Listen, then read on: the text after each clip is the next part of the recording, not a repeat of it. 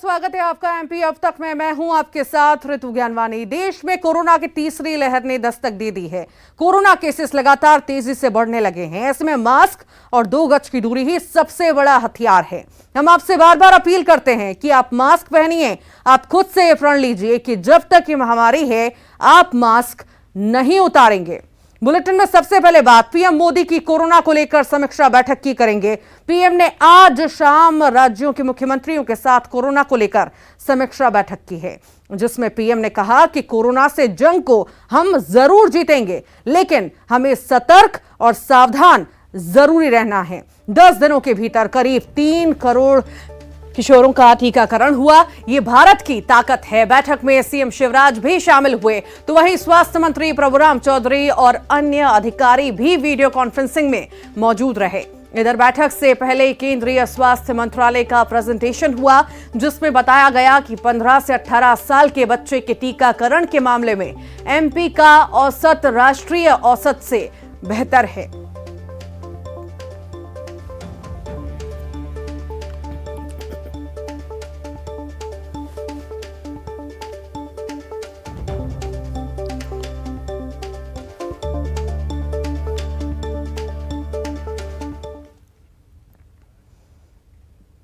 और इधर कोरोना पर पीएम की बैठक के बाद सीएम शिवराज कल भोपाल में अहम बैठक करेंगे। सुबह 10 बजे वीडियो कॉन्फ्रेंसिंग के माध्यम से बैठक होगी, जिसमें CM Shivraj crisis management group के साथ समीक्षा करेंगे। जिला, विकासखंड, वार्ड और ग्राम स्तरीय समितियों में भी बैठक में वर्चुअली जुड़ेंगे। बैठक में सभी जनप्रतिनिधि, मंत्री, विधायक, ग्राम स्तरीय अधिकारी, संभागीय आयुक्त, जिला कलेक्टर भी शामिल होंगे।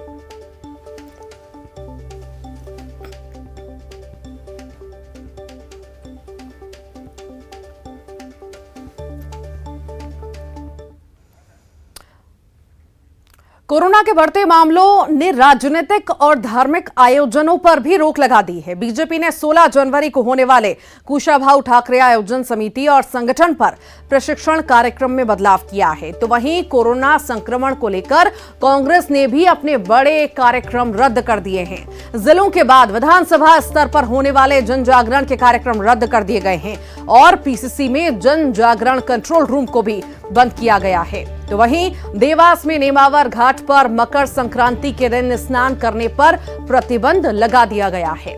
कोरोना वायरस संक्रमण के मद्देनजर प्रशासन ने मकर संक्रांति मेले पर प्रतिबंध लगा दिया है।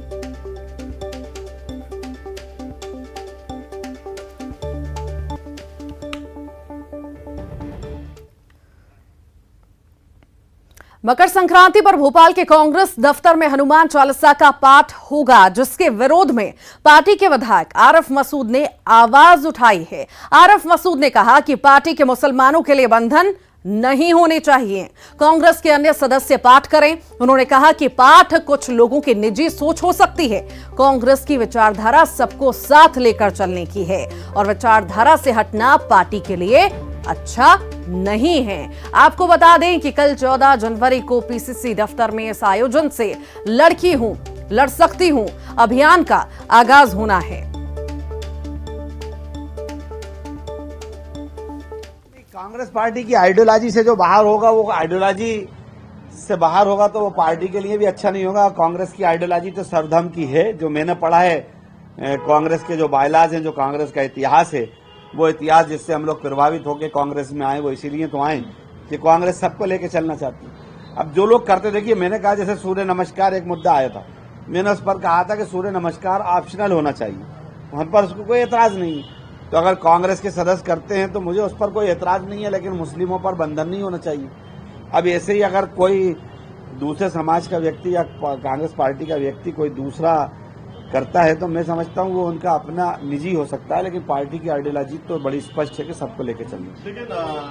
देखिए, इस प्रश्न का उत्तर तो कांग्रेस के नेताओं को देना चाहिए। महिलाएं जरूर जो बजरंगबली महाराज हैं उनसे शक्ति की आराधना कर रही हैं, लेकिन वो शक्ति की आराधना कालनेमी जो कांग्रेस में बैठे हैं उनके तमाम प्रकार से आघात करने के लिए करें तो बेहतर होगा, क्योंकि जो बलात्कार के आरोपियों को संरक्षण देते हैं, जो लगातार महिलाओं के दुर्व्यवहार करते हैं, महिलाओं के प्रति अभद्र भाषा बोलते हैं, अगर ऐसी कांग्रेस की महिला कार्यकर्ता अपने ही नेताओं को सबक सिखा दें और मैं लड़की हूँ, लड़ सकती हूँ को सिद्ध वहाँ कर दें, तो मुझे लगता है कांग्रेस शुद्ध हो जाएगी, तो राजनीति शुद्ध हो जाएगी। लेकिन आरिफ मसूद के सवालों के जवाब कांग्रेस को देना चाहिए, क्योंकि तो तुष्टीकरण करने वाले लोग हैं ना, कहते कुछ हैं, करते कुछ हैं, कराते कुछ हैं, बताते कुछ हैं, और अपने ही कार्यकर्ताओं को धोखे में रखने का काम करते हैं। इसलिए उनको आरिफ मसूद के सवालों का जवाब देना चाहिए। असली मुखौटा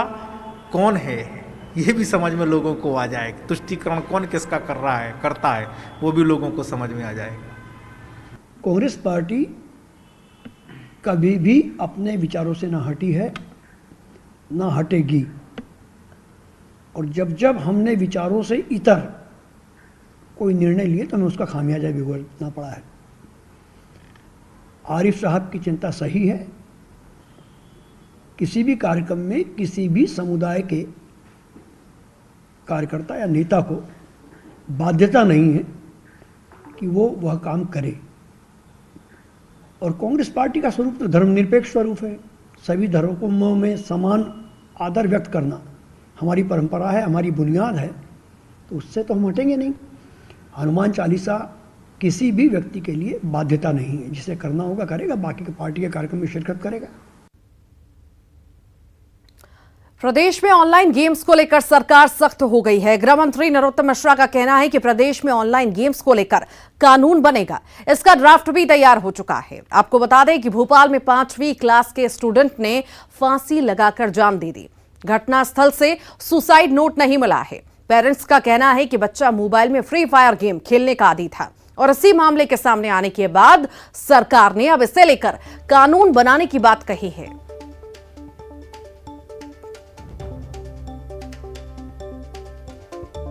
बहुत गंभीर विषय है वो,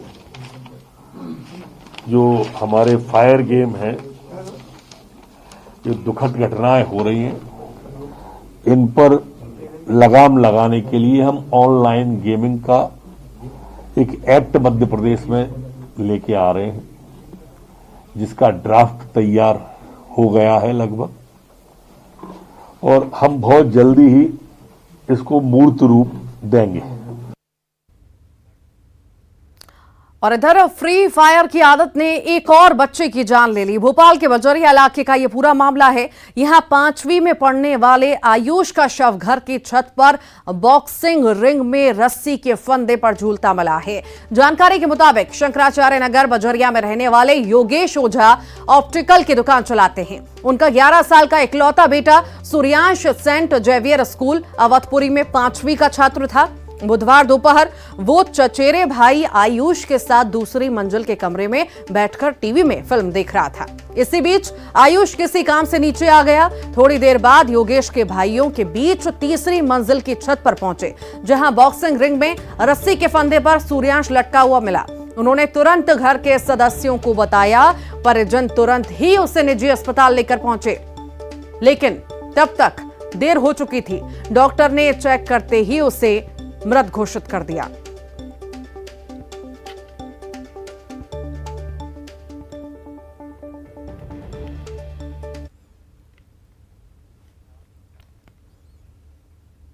मध्य प्रदेश में जल्द पंचायत चुनाव कराए जा सकते हैं। इसी कड़ी में नए सिरे से वोटर लिस्ट अपडेट होगी।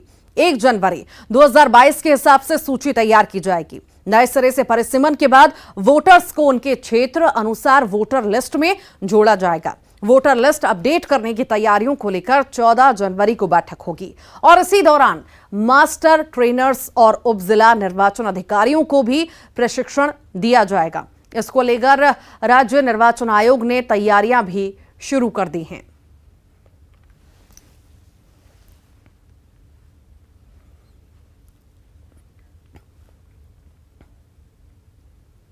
बैतूल में बीजेपी प्रदेश अध्यक्ष वीडी शर्मा ने दिग्विजय सिंह पर जमकर निशाना साधा। रेत घोटालों पर सीएम के नाम दिग्विजय के खत पर पूछे गए सवाल के बाद वीडी शर्मा ने दिग्विजय पर हमला बोला है।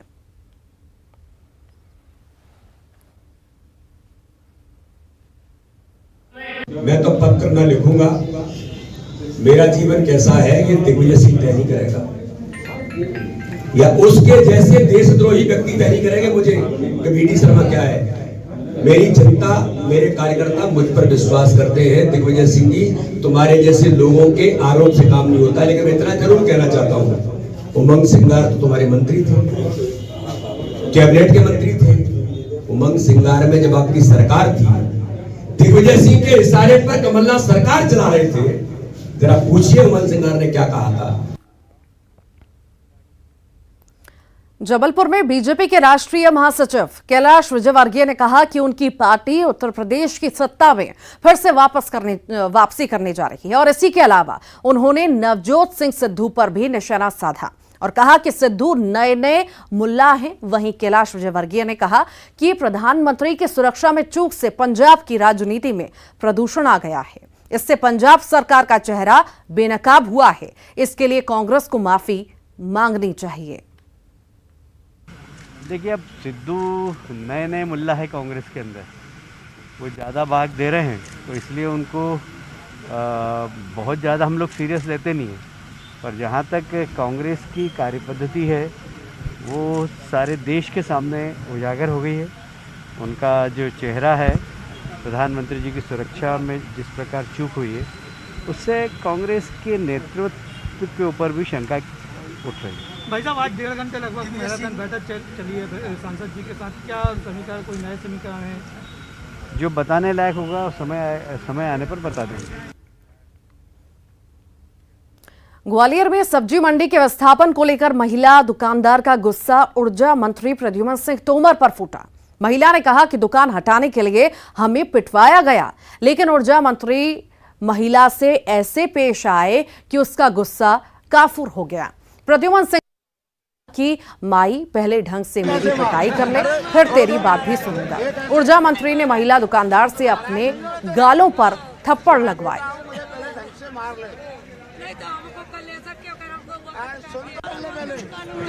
अरे सुन तो ले, एक ऐसे मार, एक ऐसे मार। अरे छोड़ दो, एक ऐसे सुन तो। महाराज नहीं हो तेरा बेटा हूँ, मुझे पहले ढंग से मार ले। नहीं तो हमको कर ले सकते हो, हमको सुन तो ले, पहले ढंग से मार ले। उस गलती को बेटे की तरह समझाना मैं दूर करूंगा, अबूंगा नहीं, समझे? मध्य प्रदेश अब विदेशों को कार्बन क्रेडिट देगा। विदेशों में उद्योग लगाने वाले कार्बन क्रेडिट के लिए एमपी में जंगल लगा सकेंगे। वन मंत्री विजय शाह ने कहा कि कार्बन क्रेडिट के लिए वन विकास निगम पौधे लगाएगा। उधर सिवनी के वन विकास निगम दफ्तर को अब इंदौर शिफ्ट कर दिया गया है।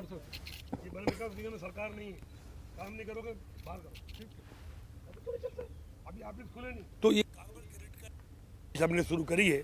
मुझे लगता है कि ये जो निमाड़ एरिया है, यहाँ पर हमारे पास ज़मीन बहुत सारी खाली है, क्योंकि बरसों पहले यहाँ पर बहुत सारे जंगल इंदौर संभाग के कटे हैं, आप भी जानते हैं। तो यहाँ हमारे पास काम करने का स्कोप ज़्यादा है और यहाँ ऑफिस, रीजनल ऑफिस हमने आज खोला है और उम्मीद करते हैं कि बड़ी बड़ी कंपनियाँ, बड़े बड़े प्रोजेक्ट्स हमसे काम कराएगी, चाहे वो WCL हो, NCL हो, चाहे वो नेशनल हाईवे हो। ऐसे लोगों के लिए भी हम लोग काम करते हैं। और इसी के साथ ही यहां रुक रहे हैं एक छोटा सा ब्रेक के लिए।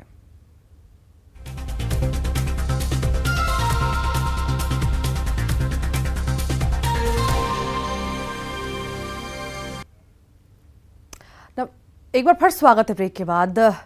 प्रदेश सरकार के 2 मंत्री विश्वास सारंग और मंत्री तुलसीराम सिलावट कोरोना पॉजिटिव पाए गए हैं। दोनों मंत्रियों ने ट्वीट कर जानकारी दी है और ट्वीट कर कहा कि पिछले 2 दिनों से संपर्क में आने वाले लोग अपना टेस्ट जरूर करवाएं।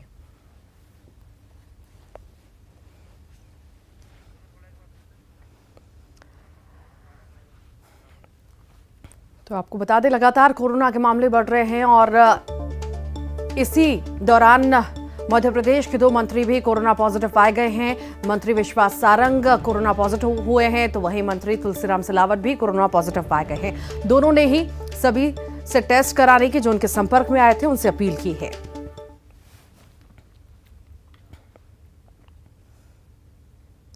दतिया में कांग्रेस के पूर्व विधायक राजेंद्र भारती के खिलाफ SC ST और जान से मारने की धमकी का मामला दर्ज हुआ है। इससे पहले पूर्व विधायक पर केस दर्ज करने की मांग को लेकर अंगूरी बाई आदिवासी का परिवार पिछले 6 दिन से धरने पर बैठा था, जिसके बाद कोतवाली पुलिस ने पूर्व विधायक पर मामला दर्ज किया है।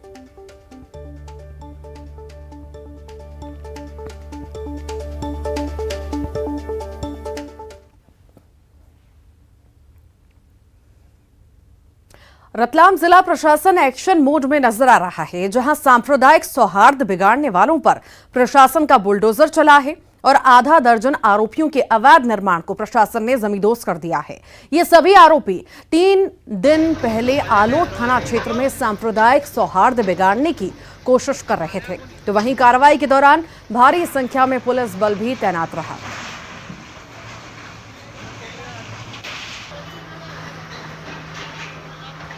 देखिए, हम लोगों ने पहले ही कहा था कि जो सामाजिक सद्भाव बिगाड़ेंगे, चाहे वो किसी संप्रदाय के हों, उन पे न सिर्फ दांडिक धाराओं के अंतर्गत कार्रवाई होगी, पुलिस केस दर्ज होना, उसके अलावा उनके मकान दुकान सबकी पड़ताल होगी। आलोट में जो हाल में जो तनाव हुआ था, उसमें जो आरोपी थे या उनसे जुड़े लोग थे, उनके परिसंपत्तियों की पड़ताल की गई और सब अवैध पाए गए। या तो अतिक्रमण था या बिना अनुमति का निर्माण था। उन पे आज कार्रवाई चल रही है और ये कार्रवाई निरंतर जारी रहेगी। अगर किसी भी व्यक्ति ने सामाजिक सांप्रदायिक सद्भाव बिगाड़ने की कोशिश की तो उस पर चौतरफा कार्रवाई होगी। मोटा-मोटा कितने लोग अभी तक जो सूचना है 8 से 10 लोगों के अवैध निर्माण। मंडला जिले की निवास पुलिस ने 14 बंधक मजदूरों को कर्नाटक से मुक्त कराया है, जिसमें 6 महिला, 6 पुरुष और 2 नाबालिग लड़कियां भी शामिल हैं। निवास पुलिस ने कर्नाटक के कगवड़ मूडे गांव से मुक्त कराकर इनके परिजनों को सौंप दिया है। इस मामले में पुलिस ने एक आरोपी को भी गिरफ्तार किया। फिलहाल निवास पुलिस आरोपी से पूछताछ कर पूरे मामले की जांच कर रही है। तो हमने संदेही नंदकिशोर और अन्य आरोपी के विरुद्ध धारा 370 की आईपीसी की एफआईआर करके उसको विवेचना में लिया था और श्रीमान पुलिस अधीक्षक महोदय और अतिरिक्त पुलिस अधीक्षक महोदय, एसडीपी महोदय के मार्गनिर्देशन में टीम गठित करके कर्नाटक भेजी गई थी और वहाँ से उन जो 14 लोग जो मजदूरी करने के लिए गए थे और जिनको बलपूर्वक वहाँ के ठेकेदार द्वारा रखा गया था, उनको सुरक्षित वहाँ से मुक्त करा के लाया गया है।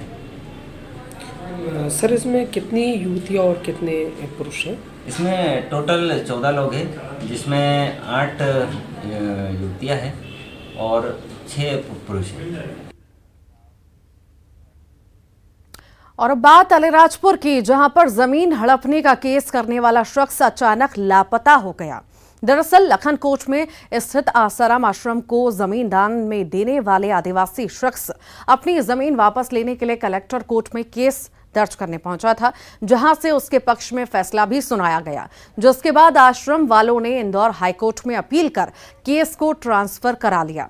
इसी केस की सुनवाई के लिए शख्स 6 जनवरी को इंदौर गया था, फिर वो लापता हो गया। तो वहीं शख्स के बेटे का आरोप है कि उसके पिता को आश्रम के लोगों ने ही गायब किया है।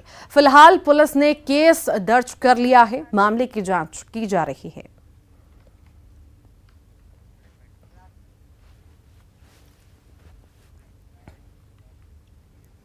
और इसी के साथ ही फिलहाल के लिए इतना ही। खबरों का सिलसिला लगातार जारी है।